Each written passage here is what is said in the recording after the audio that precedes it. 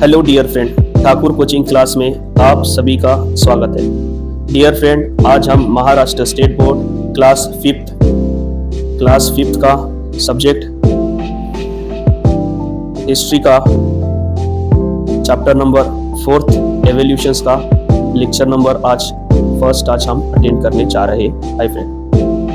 और ये जो पर्टिकुलर लेक्चर होने वाला है फ्रेंड, इस चैप्टर का ये पहला लेक्चर होने वाला है जिसमें हम इस चैप्टर से रिलेटेड कुछ बेसिक पॉइंट हमें क्या सीखना है वो आज देखने वाले, और एक पर्टिकुलर पॉइंट को भी आज हम सीख के लेंगे, लर्न करके लेने वाले हैं। अब देखिए फ्रेंड, ये जो चैप्टर है ना एवोल्यूशंस, चैप्टर नंबर 4 क्लास 5 का, ये चैप्टर का वेटेज इतना है फ्रेंड, ये आपको क्लास 8 में साइंस में आता है और क्लास 9 में भी कुछ इसके आते हैं पॉइंट, और 10th में तो आपको इससे रिलेटेड डिटेल में इंफॉर्मेशन दी जाती है। तो इसलिए मेरी आपसे एक पर्सनल रिक्वेस्ट है कि इस चैप्टर को, जो आज का जो हिस्ट्री का ये चैप्टर है एवोल्यूशंस, आप इसको मिस ना करें, पूरा देखें, कंटिन्यू देखें। और ये चैप्टर को बेटर अंडरस्टैंड करने के लिए, समझने के लिए आप अपने क्लास की नोटबुक साथ में रखें, ताकि मैं जो पॉइंट आपको बताऊं यहाँ पे और आपको लगे कि उसे रिकॉर्ड करना चाहिए तो आप अपनी नोटबुक में रिकॉर्ड करें, और साथ ही साथ अपने टेक्स्ट बुक भी साथ में रखें। और बुक में, टेक्स्ट बुक में अपने जो भी पर्टिकुलर मैं पॉइंट आपको सिखा रहा हूँ तो आप अपने टेक्स्ट बुक में उसे क्रॉस चेक करते हुए चले। ठीक है फ्रेंड, देर ना करते हुए आज हमारा लेक्चर हम स्टार्ट कर रहे हैं। अब देखिए, जो चैप्टर नंबर 4 थे एवोल्यूशंस, हमें इसमें पर्टिकुलर 3 पॉइंट पे फोकस करना है, या इस चैप्टर में हमें 3 पॉइंट सीख के लेना है। The concept of evolution. अब जो एवोल्यूशंस का कॉन्सेप्ट है, ये पॉइंट नंबर 1 में या पॉइंट नंबर 1 में हमें एवोल्यूशंस क्या, what is the evolutions, evolutions के इंपॉर्टेंट, एवोल्यूशंस क्यों होता है, ये सारी बातें द कंसेप्ट ऑफ एवोल्यूशंस में बताई जाएंगी और हमें सिखाई जाएंगी। फिर देखिए फ्रेंड, पॉइंट नंबर 2 में 4.2 पॉइंट में जो है the stages of evolutions of animal. अब जो एवोल्यूशंस है या जो एवोल्यूशंस ऑफ प्रोसेस है वो एनिमल में किस तरह से होती है या लिविंग्स में किस तरह से होती है, इसके बारे में हमें बताया जाएगा या उसके बारे में हमें सिखाया जाएगा और समझाया जाएगा। और थर्ड पॉइंट, लास्ट जो पॉइंट है, एप्स के बारे में बताया जाएगा, जो मतलब कि वन मानुष या जो बंदर थे वो किस तरह से एक वेल बीइंग ह्यूमन बने, या उनको एवोल्यूशंस का उन पे किस तरह से इम्पैक्ट पड़ा, ये सारी बातें हमें लास्ट थर्ड पॉइंट पे बताई जाएगी। ठीक है फ्रेंड, अब देर ना करते हुए द कंसेप्ट ऑफ एवोल्यूशंस के ऊपर हम फोकस करते हैं। आपको और एक बात कहना चाहूँगा, ये जो मैं सिखा रहा हूँ आपको अच्छे से बेटर अंडरस्टैंड करने के लिए अपनी क्लास की टेक्स्ट बुक आप अपने साथ में रखें, तो आपको ये अच्छे से समझ में आने वाला है फ्रेंड। ठीक है friend, the concept of evolution एक बार आपके सामने रीड करना चाहूँगा मैं इसको एक्सप्लेन करने के लिए। The word evolution is generally understood to the mean, gradual and the continuous changes. Evolutions in the plant and animal world can be explained in the following manner. In the process of survival by adapting to the by adapting environmental changes, certain internally physical changes occur in the same animal of a species over the period of time. These internal changes become the inherited characterized seen in the all following generation. Thus a new species with the categorized different from the original may be created.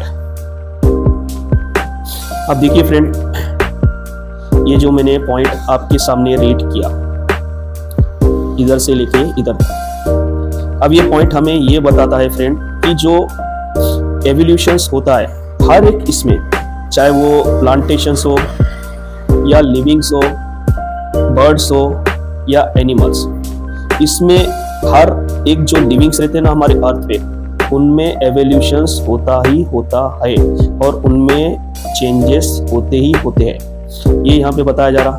अब इसमें ये हमें 2 बात यहाँ पे बताई जा रही, जो एवोल्यूशन रहता है ना फ्रेंड, ये कंटिन्यूली होते रहता है, मतलब कि सतत इसको रिपीट बार ये होते रहता है। हर एक लिविंग्स में तुम्हें देखने मिलेगा फ्रेंड, जो है कि नहीं एवोल्यूशंस हो रहा है, प्लांटेशंस में भी होता है, एनिमल्स में भी होता है, बर्ड्स में भी होता है, एक्सेट्रा, जो हमारे अर्थ पे जितने लिविंग ऑफ क्रिएचर थे ये सब में होता ही होता है। अब ये एवोल्यूशंस होता है और वो एवोल्यूशंस के इम्पैक्ट की वजह से ही, दैट्स द रीजन, एवोल्यूशंस के इम्पैक्ट की वजह से ही हमें जो हमारे प्लांटेशंस में लिविंग्स ऑफ क्रिएचर हम देखते हैं, एनिमल्स देखते हैं, बर्ड्स देखते हैं, उसमें हमें कुछ ना कुछ माइनर से चेंजेस दिखाई देते हैं। अब देखिए फ्रेंड, ये एवोल्यूशन जरूरी क्यों? दूसरी बात यहाँ पे ये बताया ये सेंटेंस में, अब ये एवोल्यूशंस जरूरी क्यों है और ये इतना इंपॉर्टेंट क्यों है ये बताया। अब देखिए फ्रेंड, हमारे अर्थ पे अलग अलग तरह के आए दिन अलग अलग तरह के फिनोमिना होते हैं, अलग अलग तरह के पेंडेमिक आते हैं, अलग अलग तरह के ज्योग्राफिकल कुछ ना कुछ इंसिडेंट होते ही रहते हैं। अब उसमें जो एनिमल, ये जो फिनोमिना हो रहे हैं या जो अर्थ पे अलग अलग तरह के इंसिडेंट हो रहे हैं, उसको जो एनिमल फेस करता है या उसमें जो अपना अस्तित्व या वजूद दिखाता है या उसको सर्वाइव करता है उसमें, तो वो एनिमल ही एवोल्यूशंस लाते हैं और आगे उनकी जो जनरेशन रहती है वो जेनेटिकली माध्यम से या जेनेटिकली चेंजेस की वजह से उनमें जो फिनोमिना होता है ना, वो फिनोमिना की वजह से जो खुद का अपना जो एडेप्टेशन से जो सेफ एंड सिक्योर करके लेते, उसके दैट्स द रीजन वो आगे फिर है कि नहीं, उनके जेनेटिकली दूसरी जब आगे की जो स्पीशीज आती है उसमें फिर ये चेंजेस पाए जाते हैं और धीरे धीरे ये ग्रेजुअली तरीके से इसी तरह से चेंजेस आगे ये बढ़ते रहते हैं। और एक टाइम ऐसा आता है फ्रेंड, मतलब ये जो चेंजेस हो रहे हैं ना, अगर से हम कहें कि ऊपर कुछ है कि नहीं ज्योग्राफिकल फिनोमिना होने की वजह से यहाँ पे जो एनिमल है, क्रिएचर है, इसमें चेंजेस हुए और खुद को इन्होंने क्या करा, सर्वाइव करा। अब ये आगे इसके जो क्रिएचर पैदा होंगे, अब इसमें ये जेनेटिकली चेंजेस जो इन्होंने सर्वाइव करा, ये सिचुएशन में यहाँ पे ये आ जाएंगे। उसके बाद में देखिए फ्रेंड, अब ये भी जो क्रिएचर होंगे इसमें हो सकता है ऐसी पॉसिबिलिटी बताई जाती है कि ये भी जो क्रिएचर रहते हैं इसमें भी कुछ ना कुछ ज्योग्राफिकल फिनोमिना होंगे और वो जो ज्योग्राफिकल फिनोमिना होंगे इसके और प्लस इसके क्या होंगे, ये जो आने वाले क्रिएचर होंगे इसमें तुम्हें देखने को मिलेंगे। इस तरह से इधर भी इसी तरह से सिचुएशन देखने को मिलेगी। एक स्टेज ऐसी आएंगी फ्रेंड बाद में, ये जो जनरेशन आगे बढ़ रही है ना किसी भी लिविंग्स की, किसी भी बर्ड एनिमल ट्री प्लांटेशन की, तो एक स्टेज ऐसी आएंगी फ्रेंड जब है कि नहीं हम है कि नहीं जो अभी की करंट लिविंग ऑफ स्पीशीज देख रहे हैं तो उसका रिलेशन जो ओरिजिन स्पीशीज है उससे कभी भी ये मैच करेगी क्या, नहीं करेंगी और मेल नहीं खाएंगी, ऐसा यहाँ पे कहा जा रहा है। ठीक है फ्रेंड, अब आगे बढ़ते हम। देखिए अब आगे बढ़ रहा हूं फ्रेंड, अब आगे कंटिन्यू कर रहा हूं।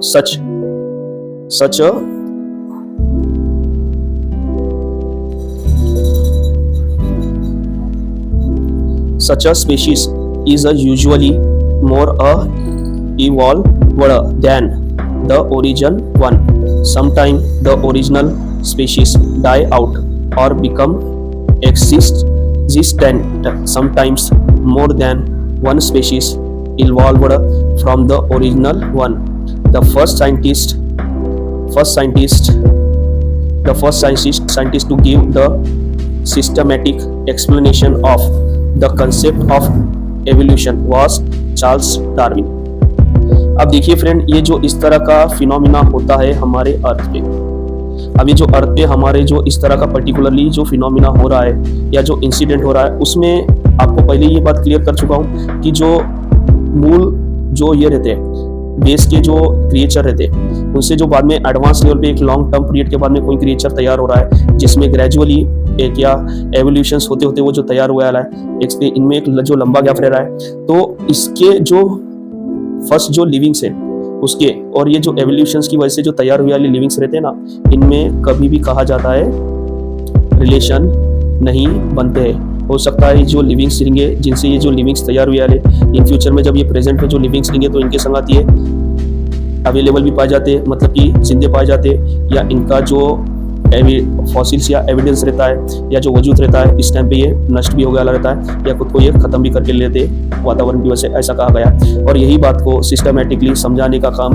एक ग्रेटेस्ट साइंटिस्ट ने किया वाला है जिसका नाम है चार्ल्स डार्विन, जिसको थ्योरी ऑफ एवोल्यूशन के नाम से इन्होंने बताया वाला है। और इसको एक डिटेल कंसेप्ट में इन्होंने बताया कि किस तरह से पानी में फर्स्ट वाटर बॉडीज में क्रिएचर तैयार हुए, उनका फिर धीरे धीरे जो डेवलपमेंट होके बाद में आगे की स्टेजेस में गए, स्टेजेस में किस तरह से डेवलपमेंट करके लिए, ये सारी बातें चार्ल्स डार्विन ने अपनी थ्योरी ऑफ एवोल्यूशन में बताया ली है और उन्होंने समझाया वाली है। और जो हमारे हिंदू रिलीजियस के जो डॉक्यूमेंट है या ग्रंथ है, उसमें भी जो विष्णु के 10 अवतार है उसमें भी एवोल्यूशंस के बारे में हमें बताया गया वाला है या समझाया वाला है। चाहे तो आप यूट्यूब पे चेक कर सकते हैं या उसमें देखकर समझ के ले सकते हैं। और ये दोनों भी कहूँगा मैं, एक तो हमारे हिंदू धर्म में जो बताया वाली बात है और चार्ल्स डार्विन ने जो बताया वाली बात है, ये हूबहू दोनों भी सेम बात है और दोनों भी मैचेबल करते हैं। और एवोल्यूशन किस तरह से हुआ, किस तरह से एवोल्यूशन की प्रोसेस चली, ये हमें बताने का वो काम करते हैं। ठीक है फ्रेंड, अब देखिए आगे बढ़ते हैं, कंटिन्यू करते हैं हम। Species which are capable of adapting to environmental changes are able to survive. The ones that cannot do so become extinct. The process of evolutions. In the ancient time, there were many species of a type of an animal called a dinosaur. Dinos in a Greek means, ठीक है, Greek means tribal. A saurus means a lizard, so or a reptile. Dinosaur means a terrible lizard. Okay, terrible lizard. Some of these dinosaurs were enormous this size. It's appear that this species of enormous dinosaur suddenly become existing. Such the sudden nature a disaster of or environmental changes is believed to be responsible for their existence. Fossils of dinosaurs with the wings have been discovered. It is the belief that some species to the legged and wings dinosaur evolved into the birds. अब देखिए friend, ये जो मैंने sentence आपके सामने पढ़ा, तकरीबन यहाँ पे 2 सेंटेंस मैंने पढ़ा, यहाँ से लेकर जो यहाँ तक आपके सामने मैंने रीड करके बताया, ये आपको मैंने पढ़ के बताया। तो यहाँ पे इसका कहना है कि जो पहला फर्स्ट सेंटेंस बता रहा है कि हमारे को ये इंफॉर्मेशन देता है कि अगर से ये जो एवोल्यूशंस की जो प्रोसेस चलती है ना फ्रेंड, इसमें अगर से जो एवोल्यूशंस की प्रोसेस चल रही है, एवोल्यूशंस की जो प्रोसेस हो रही है, इसमें अगर से कोई क्रिएचर ने एनवायरमेंटली जो इफेक्ट हो रहे हैं, जोग्राफिकली इफेक्ट, उसमें अगर से खुद को कन्वर्ट करके लिया या सर्वाइव करके लिया या ढाल के लिया, तो वो अपना फॉसिल्स और वो अपना अस्तित्व टिकाने में कामयाब हुए या सक्सेस हुए वाले, वो आज भी जिंदा है। अगर से इनकेस यहाँ पे यही बात का कहना क्या है कि जो ऐसे क्रिएचर जिसने एनवायरमेंटली जो इफेक्ट है उसको समझते हुए अपने में कुछ चेंजेस नहीं किए, तो वो क्रिएचर आज मर गए वाले या उनका अस्तित्व भी नहीं है। अब कहा जाता है कि तकरीबन